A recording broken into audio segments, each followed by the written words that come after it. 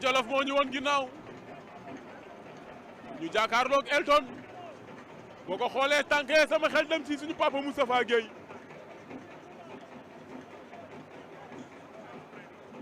ñu nga léetoo kenn jëlagul initiative Lion du Jolof cokkaas na léegi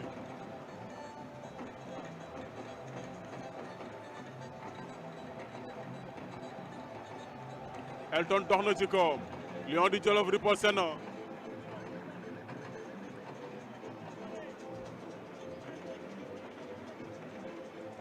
Elton na ngay doxaat ca kawam dóoraat na Lion contré na ko raag nañu gauche droite ñu ngay raag Elton jàpp na Lion daal di rasu Elton Lion plaqué na ko mu bañ mu takku ko da koy biijam déet mu bañ Elton biij na ko daan na ko daan na ko daan na ko lu arbitre di wax lu arbitre di wax ku daan lu arbitre di wax nañ dem xooli VAR victoire nañ arbitre kan lay jox victoire mbaadu da leen lekkaa leen bërewaat risque la ndeysaan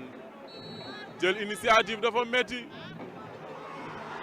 jox nañ Lion du Jolof victoire waa dëgg bi ñëpp nee nañ da ngaa gëj a wax RDV lu tax loolu non man du ma gëj a wax RDV sama RDV la du ma ci gëj a wax mukk bu ma tàllalee bi ko rek ma wax ak ñoom mais sa victoire bi ba léegi yaa ngi koy savouré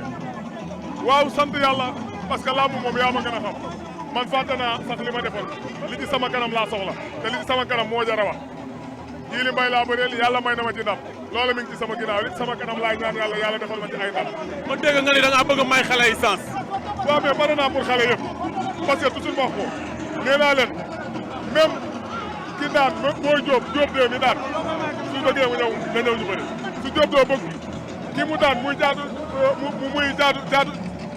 si bu ngor na ñëw ma may ko raw na ñëw ma may ko sens garaaw